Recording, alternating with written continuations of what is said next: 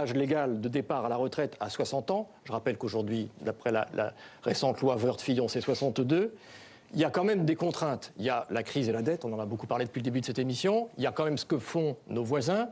Et puis, il y a la courbe démographique que l'on connaît. Donc ma question, elle est très précise et je la pose à tous, mais d'abord à vous-même. À partir de 2012, à quel âge les Français pourront-ils partir à la retraite? Je parle d'abord de 2012, mais en même temps, vous vous engagez probablement peut-être pour un quinquennat. Donc il faut imaginer les années qui vont suivre, évidemment jusqu'à 2017. La réforme Fillon, qui est la deuxième réforme, est la plus injuste et la plus dure de toute l'Europe.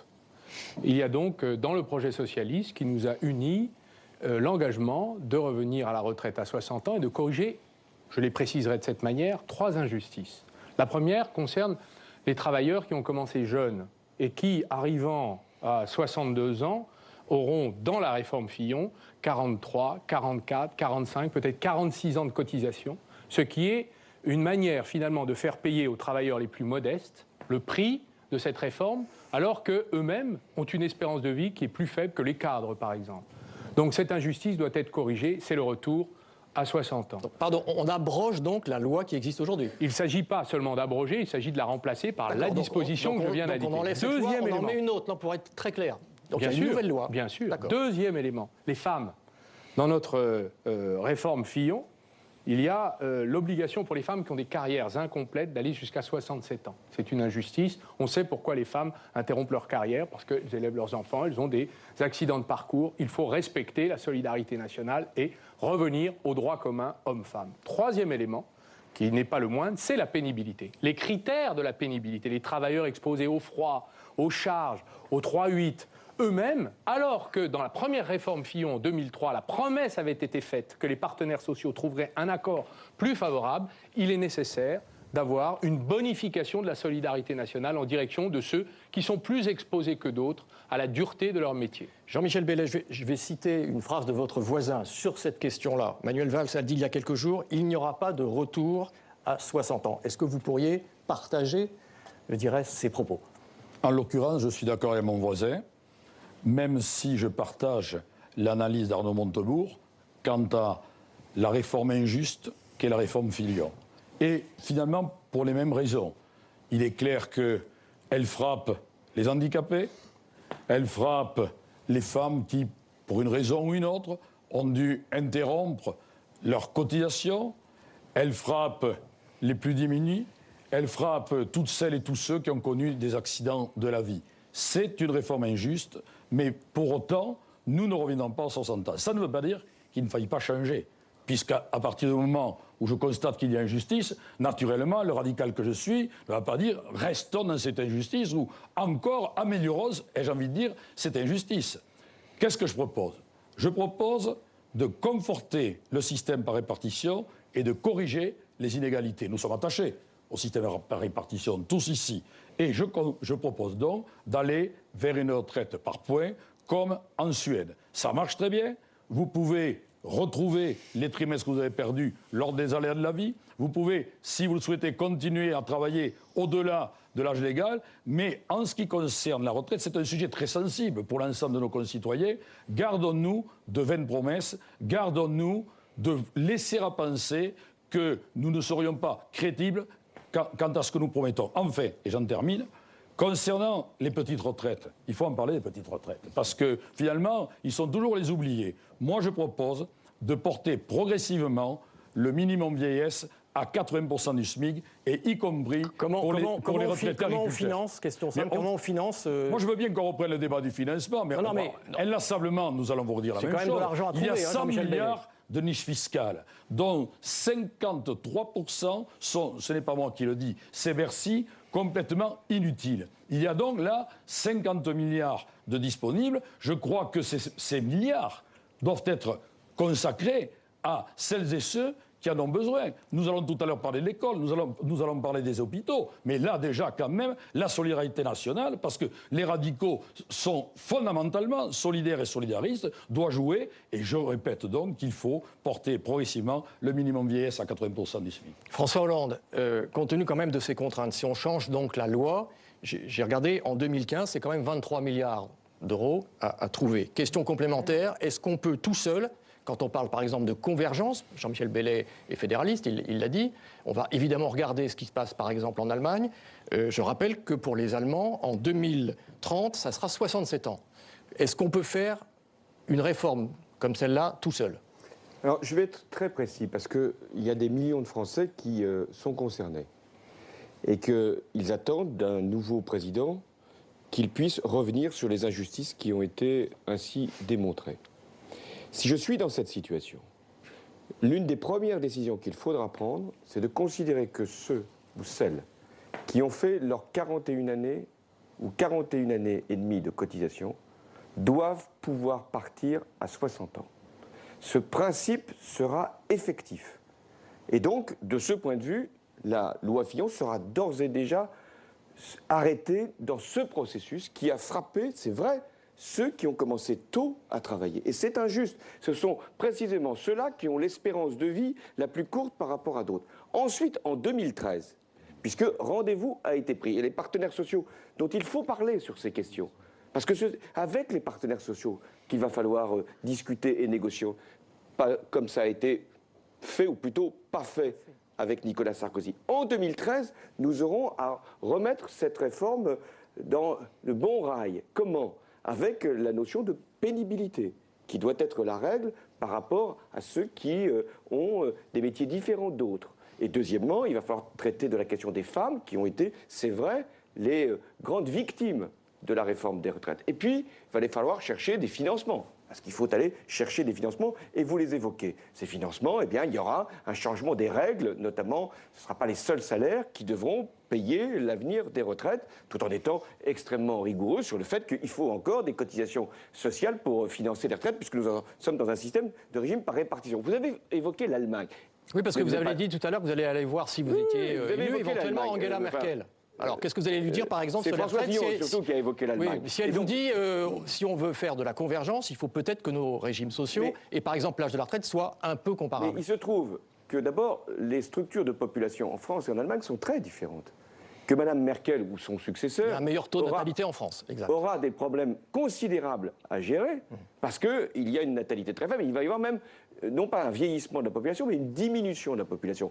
Et ensuite, les règles en Allemagne ne sont pas aussi rigides qu'il est indiqué. C'est-à-dire qu'effectivement, il y a la perspective de 67 ans. Vous savez, 67 ans, c'est l'âge qui est prévu pour partir, pour les femmes notamment, pour avoir une retraite à taux plein. Nous avons déjà, nous, en 2018, ce que les Allemands ont prévu pour 2030. Donc attention. Et deuxièmement, nous avons... C'est pas tout à fait la même chose. En Allemagne, c'est 67 ans pour tout le monde. Non, c'est pas l'âge auquel il est obligé d'attendre pour le salarié. C'est un âge où on a sa retraite à taux plein. Exactement comme en France. Exactement. Et puis par ailleurs, quand vous avez des durées de cotisation, vous pouvez partir plus tôt en Allemagne. Eh bien, de toute manière, ce que j'ai pris comme engagement, en 2012, ça sera donc, pour ceux qui ont travaillé tôt, la possibilité de partir, et en 2013, une réforme générale des retraites. Parce qu'il faut régler les retraites. Et par ailleurs, je vais ajouter un seul mot. Quand l'espérance de vie s'allonge, je dois dire la vérité, quand l'espérance de vie s'allonge, eh bien, il faudra allonger aussi la durée de cotisation.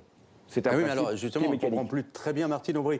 Je voudrais vous demander, 60 ans, est-ce que ça sera un âge auquel vraiment on pourra prendre sa retraite, ou bien il y aura tellement de conditions, ça sera à condition qu'on ait le nombre d'années de travail, à condition qu'on ait commencé suffisamment tôt, etc., et que finalement, avec les 60 ans, c'est un âge qui va peu ou prou disparaître? C'est les annuités qui comptent ou c'est l'âge? Si vous voulez, ce qui m'étonne, c'est que dans notre pays, on n'arrive pas à parler de ce sujet des retraites sans entraîner une certaine cacophonie, qui inquiète d'ailleurs les Français. Tout cela parce que la droite a essayé de tout mélanger. L'âge légal, l'âge réel, le dernier âge auquel on peut partir véritablement, et a fait des comparaisons hallucinantes. Vous savez qu'en Allemagne, les 67 ans, qui est l'âge final, c'est... en 2029, mais surtout en Allemagne, dès qu'on a 35 ans de cotisation et qu'on a 62 ans, on peut partir. Et l'Allemagne aujourd'hui part exactement en même temps que nous. La moyenne en France et en Allemagne, c'est presque 62 ans. Aujourd'hui, les gens partent à 62 ans. Alors de quoi s'agit-il? Et moi, c'est ce que j'ai tenu à faire en portant cette réforme que nous avons tous voté. Et je tiens à la défendre fortement. Contrairement à la droite d'abord, nous sommes allés chercher des ressources complémentaires. Parce que c'est pas vrai qu'on arrivera à avoir un régime de retraite avec une espérance de vie qui s'accroît, et on en est ravis, sans aller chercher des ressources. Les ressources, c'est l'augmentation de la durée de cotisation, tout le monde l'a dit. C'est deuxièmement, aller chercher d'autres ressources financières. Regardez, les stock options et les bonus, si ils payent les mêmes cotisations que les salaires, c'est déjà 2 milliards. Nous avons prévu une taxe sur les banques, mais nous avons prévu aussi une augmentation des cotisations patronales et salariées de 0,1% par an pendant 12 ans. Avec tout cela, on permet quoi? De permettre aux gens qui effectivement ont commencé à travailler tôt ou qui ont eu des emplois pénibles et qui ont aujourd'hui leur durée de cotisation, de partir à taux plein à 60 ans. Et je dirais même, comme moi je suis pour qu'il y ait de la souplesse et que les gens choisissent, s'ils n'ont pas leur cotisation, ils peuvent continuer à partir à 60 ans, mais ils n'auront pas leur retraite, évidemment, à taux plein. La pénibilité, c'est quand même ce que M. Fillon avait signé avec la CFDT. Et je crois qu'il faut rendre hommage aux syndicats qui ont été dans la rue, qui n'ont pas été écoutés. Et moi, d'ailleurs, je commencerai par un travail avec les syndicats. Donc, en fait, c'est une position plutôt souple, parce que vous parliez de cacophonie tout à l'heure. Vous dites mais finalement, parce que chacun utilise. Ça va dépendre du nombre de trimestres. Pas du tout. Bien sûr, il y a des règles. Vous savez, moi, je pense que la modernité, c'est quoi? C'est des règles collectives qui protègent. Là, qu'est-ce qui protège? Eh bien, c'est que, par exemple, quand vous avez fait 1 an ou 2 ans sur les tâches répétitives en semi-continu, eh bien, votre année, elle ne compte pas 1, mais elle compte 1,2 ou 1,3. Ce sont des gens qui vont bientôt ne plus être dans le marché du travail, qui ont commencé à travailler tôt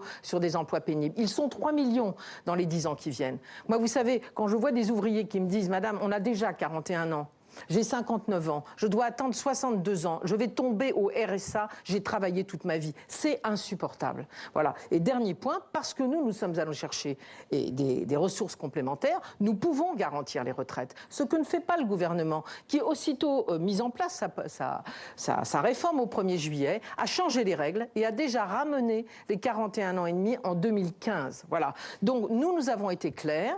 C'est un système qui est efficace, qui est totalement financé, qui donne la possibilité, à travers des règles collectives, de protéger les plus faibles, mais qui laisse la possibilité aux Français qui le veulent de travailler plus longtemps, s'ils le souhaitent, de s'arrêter 2-3 ans pour élever leurs enfants, créer une entreprise, faire un tour du monde, ceux qui veulent. Ce sont des choix individuels, mais dans des règles qui protègent. C'est un peu ce qu'on disait tout à l'heure pour l'État. Ouais. Un État qui incite, un État qui ouvre, un État qui protège, mais qui laisse de la liberté individuelle en protégeant les plus faibles. Manuel Valls, sur ce point des retraites, est-ce que vous dites qu'il faut tenir un langage de vérité? Est-ce qu'il faut du courage quand on aborde cette retraite? Est-ce qu'il y a des choses quelquefois difficiles éventuellement à entendre? J'ai une petite question complémentaire. Il reste aujourd'hui par exemple des régimes spéciaux. Est-ce qu'on les laisse en l'état ou pas? Manuel Valls. J'aimerais bien faire un tour du monde, mais si les Français nous font confiance, nous n'aurons pas cette occasion tout de suite. Revenons au sujet. Un candidat qui dit la vérité, c'est un président qui ne déçoit pas.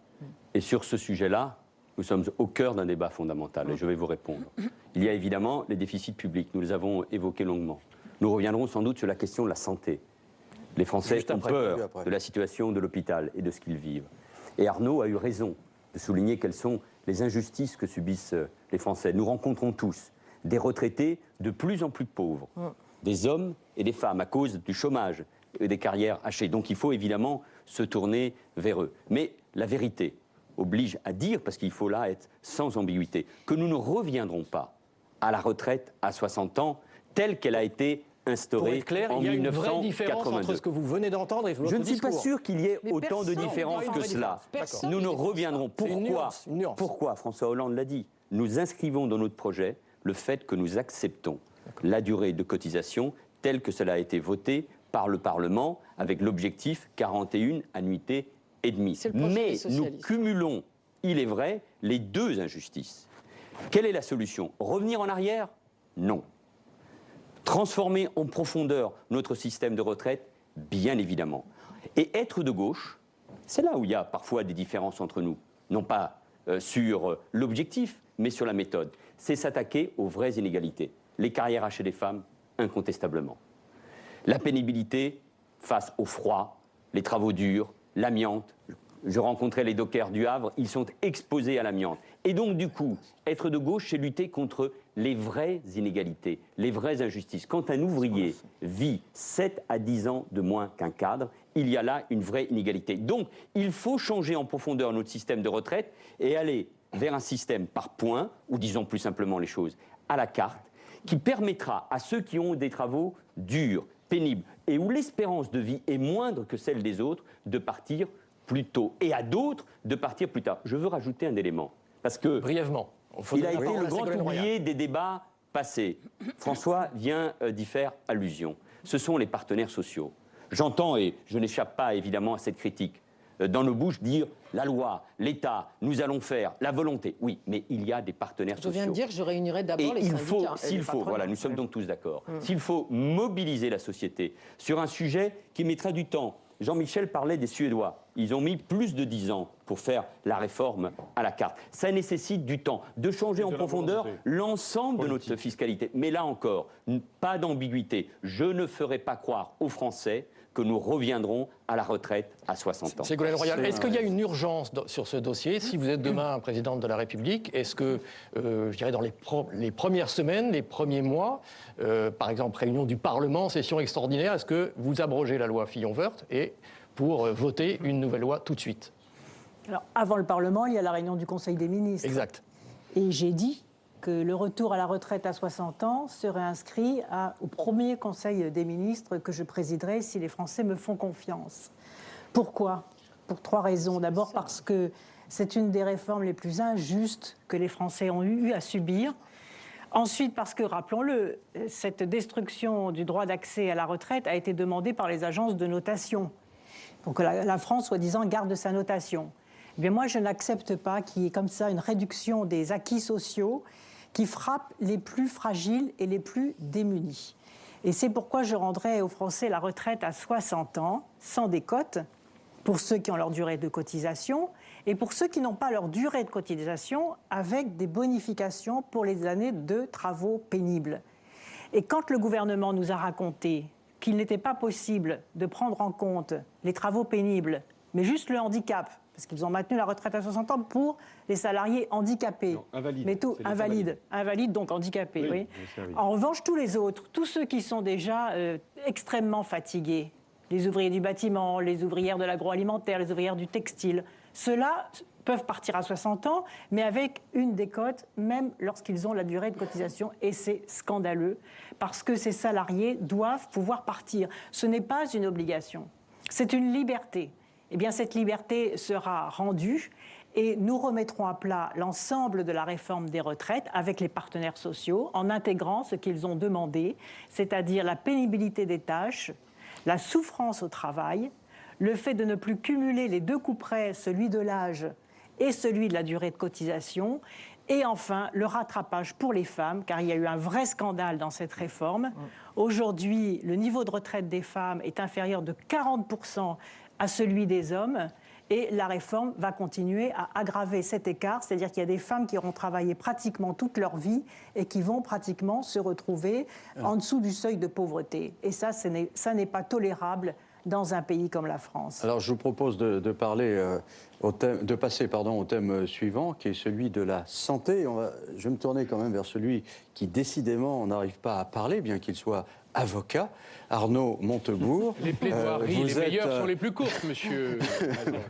Vous êtes un élu d'un département rural, dans un canton tout à fait rural. Vous savez certainement ce qu'est la désertification médicale. Comment envisagez-vous de faire en sorte de donner envie, ou alors faut-il les obliger, à des médecins de revenir dans les campagnes? Je vous remercie, monsieur Mazerolle, de parler de mon département, la Saône-et-Loire. Ce n'est pas le seul à vivre cruellement la désertification médicale. Les Français qui habitent dans ces régions rurales payent la CSG comme les autres, la contribution RDS comme les autres, les dépassements d'honoraires quand ils trouvent un médecin, les forfaits en tout genre, les franchises médicales qu'il faudra abolir.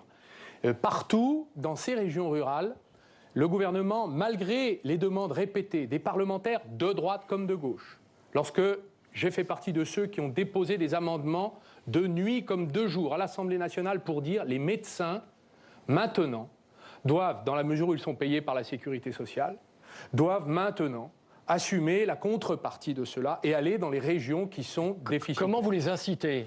Et il y a 2 manières. Le gouvernement, depuis des années, essaie d'inciter. Nous n'avons, dans notre pays, nous n'avons pas de pénurie de médecins. C'est quoi sur la Côte d'Azur ou dans les médecins ou dans les régions où il y a une patientèle, comme on dit, plutôt aisée, il y a beaucoup de médecins. Mais dans les régions où, finalement, soit parce qu'elle est inhospitalière, ce que je ne crois pas que ce soit le cas de la Saône-et-Loire, il n'y a plus de médecins. Et les médecins qui restent sont épuisés. Donc on fait Ils n'y arrivent plus. On fait comment? Je propose qu'à la sortie des études de médecine, il y ait plusieurs années, et cela devra faire l'objet d'un grand contrat avec les professions des médecins, il y ait une période obligatoire dans laquelle, dans les régions déficitaires, il y ait plusieurs années consacrées à soutenir la population, les aider, les soigner. J'ajoute que, comme nous le faisons, nous, avec nos collectivités locales, nous créons des maisons de santé, nous les subventionnons, et puis les médecins nous font défaut. On leur offre beaucoup de choses. On a déjà essayé les incitations. Il y a même des départements qui sont allés chercher des médecins en Belgique, en Roumanie, parce qu'ils sont francophones dans l'Union européenne. Et la greffe prend rarement.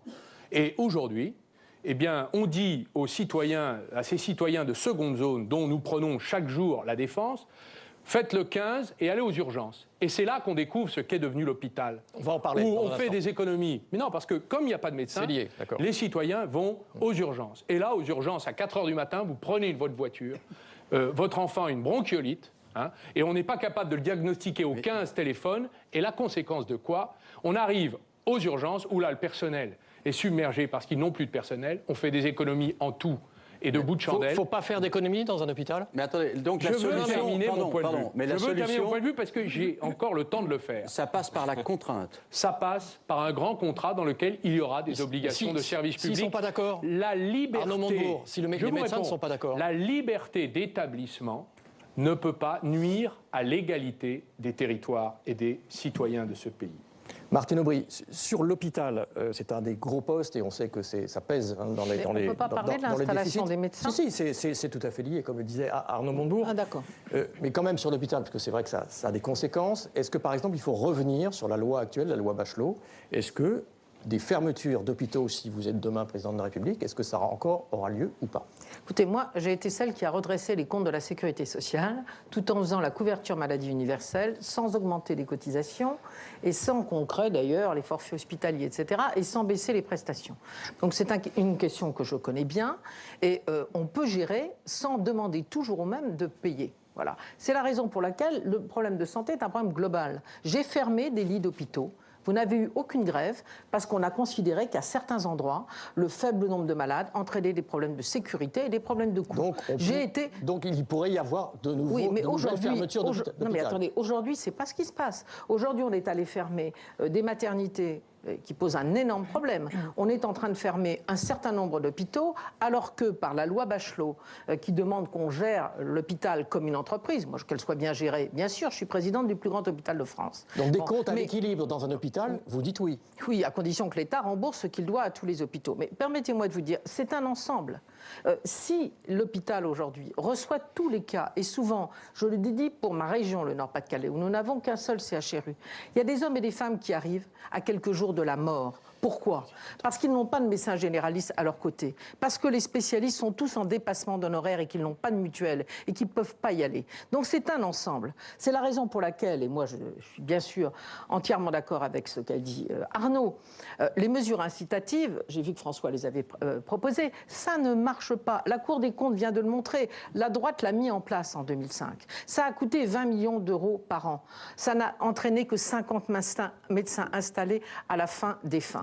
Aujourd'hui, moi je propose ce qu'ont fait d'autres pays qui ne sont pas des gauchistes et des étatistes effrénés. Parce que la santé, c'est les services publics. L'important, c'est la santé.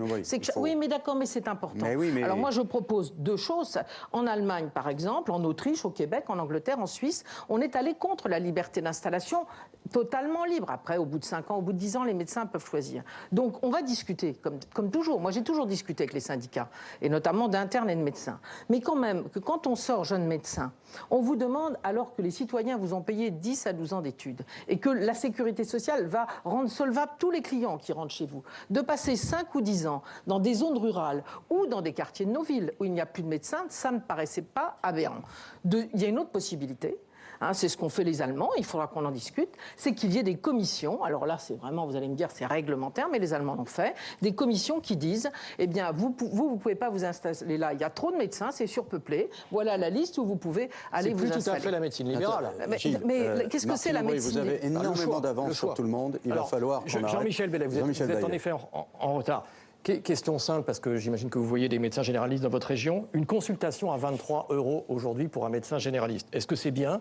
Est-ce que c'est trop? Ou est-ce que c'est pas assez? Moi, je voudrais quand même parler de l'hôpital. Oui, mais quand même, brièvement cette question. Vous pouvez Considérons que c'est convenable et venons au problème de fond.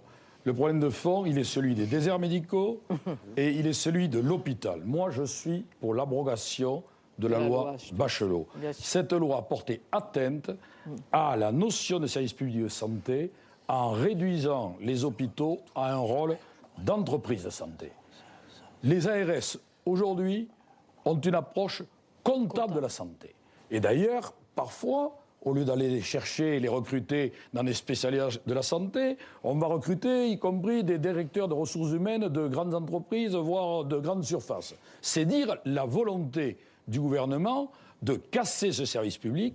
Or, la santé, l'hôpital, c'est le bien commun de tous les Français. Il est du devoir de la gauche de revenir sur ces textes et de les protéger. Quand on parle santé. Mais on peut dire gestion rationnelle, et les élus savent le faire, et certains gouvernements de gauche ont su le faire, mais on ne peut pas faire porter sur la santé toutes les économies, les réductions de personnel. Aujourd'hui, l'hôpital est démantelé, comme d'ailleurs pratiquement l'ensemble des services publics. Moi, je condamne tout cela, parce que la santé, c'est un des biens les plus chers que nous ayons, et là, l'accès égal à la santé, quels que soient les territoires, il faut qu'il soit assuré par les pouvoirs publics. Vous parlez de déserts médicaux. Moi, je suis l'élu d'un département, le Tarn-et-Garonne, je suis président du Conseil général. Bien sûr que nous avons mis en place une politique de maison de santé. Nous accueillons les médecins en leur offrant tous les services nécessaires pour qu'ils puissent exercer dans les meilleures conditions. Et nous avons, contrairement à Saône-et-Loire, un certain succès, puisque, au-delà des étrangers, nous avons de jeunes médecins qui viennent s'installer. Un dernier mot, je ne suis pas, oui, c'est l'Éden. Je ne suis pas, mais pas le paradis sur terre. Je ne suis pas le cannabis du Tarn-et-Garonne. Encore une fois, je ne suis pas pour les mesures coercitives. Je pense qu'il faut inciter plutôt que vouloir forcer. Ce n'est pas dans ma nature que d'accepter que l'on veuille forcer les gens. Arnaud Montebourg, vous avez un peu de temps en retard. Une question simple quand même. Est-ce que, par exemple, vous souhaitez revenir sur la récente taxe sur les mutuelles, par exemple? Oui, bien sûr. Oui. Puisque nous avons vu une progression spectaculaire des restes à charge. Et ça ne marche pas. On fait payer aux médecins, aux patients, pardon, on leur fait payer finalement leur santé. Ils diffèrent les soins et on voit des gens maintenant dont la santé est en danger. Et c'est un énorme problème. Vous parliez d'économie. Moi, je pense que la gauche est capable de maîtriser les dépenses de santé, et notamment celles qui concernent le médicament. Pourquoi? Parce que c'est le sujet non dit de l'assurance maladie. C'est un quart du budget de l'assurance maladie. Et là, l'hôpital, c'est plus important. Non, ce n'est pas plus important parce que c'est à peu près. Dans les comptes. C'est à peu près. Alors, le médicament. C'est le double des médicaments, mais je voudrais vous faire observer que. Il faut diminuer la consommation de médicaments. Nous avons en France 5000 médicaments inscrits au tableau de la sécurité sociale. Dans les pays du Nord, avec une espérance de vie à peu près semblable, il y en a seulement 500. Tous les autres sont retirés du marché. Ce sont des médicaments inutiles qui stimulent en quelque sorte les laboratoires pharmaceutiques dans leur activité. Il y a trop de médicaments, trop chers, parfois dangereux, on a vu dans l'affaire du Mediator, et surtout inutiles. Donc je propose que, et il suffit de regarder les armoires à pharmacie, les nôtres, il y a chaque année 13 000 tonnes de médicaments inutilisés qui sont incinérés dans notre pays. C'est la preuve que nous avons une surconsommation et un gaspillage considérable. Il y a beaucoup d'argent à économiser qui ne nuirait pas à la santé de nos concitoyens. Le déremboursement, Ségolène Royal, est-ce que ça, c'est quelque chose qu'il faut arrêter? On voit la tendance d'aujourd'hui. Est-ce que, sur ce point précis, quel est votre point de vue? Je pense que la situation est extrêmement grave. Aujourd'hui en France, dans le domaine de la santé, un seul chiffre. Cette année, un Français sur 3 a renoncé à se faire soigner. Moi, je n'accepte pas cela pour un pays comme la France. Et donc, il y a à la fois de l'imagination à avoir dans le domaine de la santé. Et par exemple, moi, je voudrais bien que l'on puisse expérimenter la création de dispensaires où les médecins seraient salariés et qu'on pourrait implanter à la fois dans le milieu rural désertifié et dans les banlieues où l'on ne peut plus se faire soigner. Je voudrais aussi que l'on abroge effectivement la loi Bachelot, parce qu'il y a une grande souffrance aujourd'hui des salariés qui travaillent dans l'hôpital public. Et lorsque les médecins constatent que dans la clinique privée de l'autre côté de la rue, le médecin qui y travaille gagne 3 fois, 4 fois, voire 5 fois plus que le médecin public, il y a quelque chose qui ne va pas. Alors que la sécurité sociale intervient autant pour la clinique privée que pour l'hôpital public. Et donc, il faut remettre de l'ordre dans ces circuits financiers. Et le troisième problème, c'est celui, en effet, des médicaments, où là, il y a un vrai problème. Il y a du lobbying de laboratoires pharmaceutiques qui est inadmissible, on l'a vu récemment. Donc, de deux choses l'une. Soit les médicaments sont utiles, et à ce moment-là, ils doivent être remboursés au moins à 80%, soit ils sont inutiles, et à ce moment-là, ils n'ont pas à être remboursés. Et qui décide ? Eh bien, les commissions d'appréciation qui décident si les médicaments sont utiles ou non. Alors, il y a toujours des débats autour de ces remboursements de médicaments. Chaque fois qu'un médicament est déclaré comme étant non utile, on voit s'élever énormément de protestations Ce n'est pas le remboursement du médicament. Pardon, vous interrompre, M. Madrol. C'est le retrait du marché. C'est l'autorisation de vendre un médicament dangereux, inutile. On le retire. C'est ce que font les Danois, par exemple. Ils n'ont que 500 médicaments sur le marché. Nous en avons 5000. Pourquoi faire ? Alors, François Hollande, vous avez du retard. Allez-y. Nous sommes dans cette situation que la droite nous laisse, c'est-à-dire d'un accès aux soins, ça a été ici confirmé par tous, qui est devenu de plus en plus difficile pour les jeunes, pour les personnes âgées, pour les familles, et quels que soient les modes de couverture. Accès aux soins rendu plus difficile, et des personnes qui renoncent même à se soigner. Et puis nous avons un déficit néanmoins de l'assurance maladie de 10 milliards d'euros, car nous l'avons. Sans compter la dette sociale qui nous est également transmise, 135 milliards d'euros. C'est ça le bilan, parce qu'il faut en revenir à ce bilan si on veut tracer une politique nouvelle. Alors il y a deux domaines qui ont été évoqués ici. Il y a l'hôpital et la médecine. Pour l'hôpital, il y a une réforme à faire qui est celle de la tarification. Comprenons-nous bien. Les hôpitaux, aujourd'hui, ont été, par la loi Bachelot, définis comme des entreprises. Tarification à l'activité. Ça a du sens, l'activité. C'est normal que les hôpitaux puissent être encouragés pour leur activité. Mais quand il n'y a que l'activité et qu'il n'y a pas la nature de l'établissement, le service public qui est rendu, et quand, en plus, il y a une convergence de tarifs entre hôpital et clinique, eh bien, c'est l'hôpital qui en fait les frais. Donc, ça sera la réforme que j'engagerai.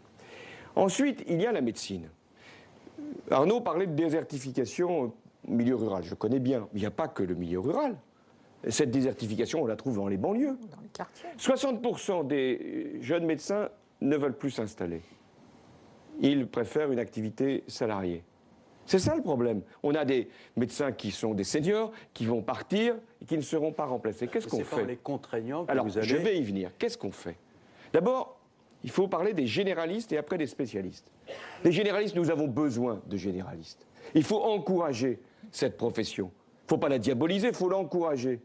Il faut d'ailleurs que la tarification, là aussi, change. Il faut que le médecin généraliste soit à la fois payé à l'acte, comme c'est aujourd'hui le cas, mais avec un forfait aussi qui soit un complément, parce qu'il rend une mission de service public, de prévention, de permanence. Donc le médecin généraliste doit être mieux rémunéré avec cette tarification. Deuxièmement, qu'est-ce qu'on fait pour les généralistes, pour les inciter ou pour les obliger ?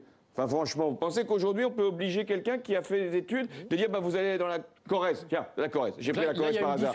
J'aimerais bien. Avec d'autres discours. J'aimerais bien. Mais ça ne se passera pas comme ça. Donc, qu'est-ce qu'il faut faire ? Il faut peut-être essayer d'interdire certaines installations, là où il y a des zones qui sont effectivement de forte densité médicale. Mais le généraliste doit être au cœur du système. Nous avons besoin pour l'acte de prévention et pour l'acte de soins et pour la permanence. Je termine sur les spécialistes, parce que là, c'est un problème très important. Dépassement d'honoraires. Pourquoi les Français aujourd'hui ne veulent plus accéder aux soins ? Un médecin généraliste m'a fait cette confidence, et j'en terminerai là. Il m'a dit, avant, quand je conseillais un spécialiste à quelqu'un, il me posait une seule question. Est-ce qu'il est bon ?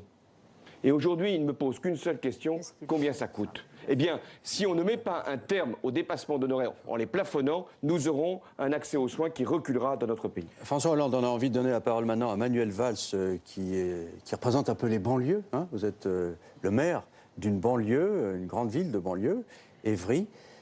vous êtes confronté certainement à ce problème de la désertification médicale, des difficultés d'avoir des médecins qui s'installent également en banlieue. Est-ce qu'il faut les contraindre ou pas? Je suis confronté, mais comme sur tous les territoires, au fait que les mutuelles ou les restes à charge n'ont cessé d'augmenter au cours de ces dernières années. Et sur le fait, je crois que c'est Ségolène Royal qui le rappelait, qu'un Français sur 3 ou sur 4 a renoncé à des soins. Et ça, c'est tout à fait insupportable. Et donc la santé doit être au cœur du projet et du pacte de confiance qu'on recrée avec les Français. Moi, je suis d'accord avec beaucoup de choses que j'ai entendues ici.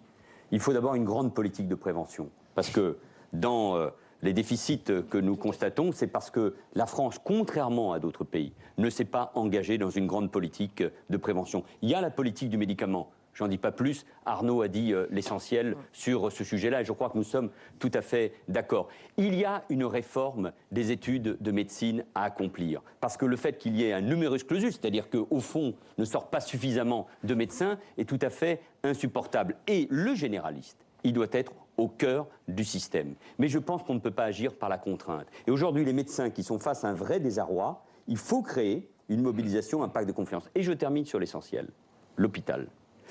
La droite, ce pouvoir, Nicolas Sarkozy, ont cassé l'hôpital public.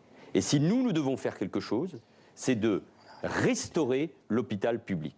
Olivier Mazerolle, je suis effectivement maire d'Évry et président d'un conseil de surveillance d'un hôpital qui est aujourd'hui vide, parce qu'il a été construit sur la base d'un partenariat public-privé.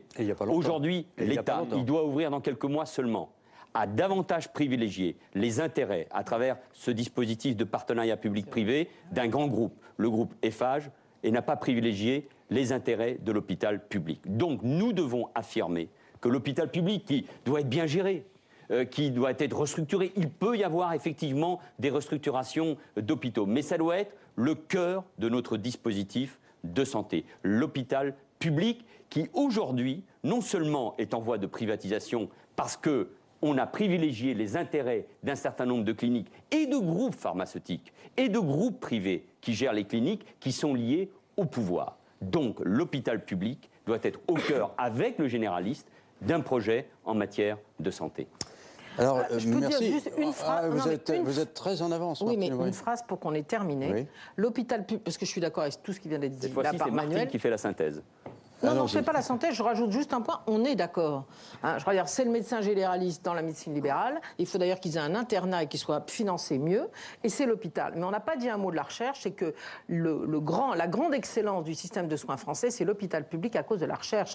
Et il faudra bien remettre de l'argent sur le plan cancer, sur le plan Alzheimer, dans tous ces domaines où aujourd'hui, les chercheurs n'en peuvent plus, alors qu'on avait les tops du top. Voilà, je ne dis rien de plus. Il faut s'engager sur le plan cancer, et le docteur Israël, que j'ai beaucoup soutenu et qui travaille notamment avec le Génopôle d'Évry, a raison, non pas d'être candidat, mais de lancer un cri. Et puis il faudra aller plus loin, parce que nous ne l'avons pas abordé. Quand il faut décentraliser davantage le pays, va se poser aussi le problème de la décentralisation de la médecine, et notamment de l'hôpital public. Je ne parle pas des médecins et des personnels de soins, mais de la structure de l'hôpital. Il n'y a aucune raison que dans une grande réforme de la décentralisation, avec les moyens pour les régions, celles-ci ne prennent pas en charge, comme elles l'ont fait pour les lycées, les structures hospitalières. Alors, on va en terminer là pour cette séquence. Je vais vous donner un classement provisoire. En tête, Martine Aubry. Deuxième, Manuel Valls. Troisième, François Hollande. Quatrième, Arnaud Montebourg. Cinquième, Ségolène Royal. Sixième, Jean-Michel Baillet. Il s'agit effectivement des temps de parole. Donc il va falloir un peu couper la parole à Martine Aubry, à François Hollande et à Manuel Valls. Et puis donner la parole à la Faconde du Sud-Ouest qui décidément n'arrive pas suffisamment à s'exprimer, Monsieur Baillet. On marque une pause et on se retrouve dans un instant. On va parler des services publics et notamment de l'école.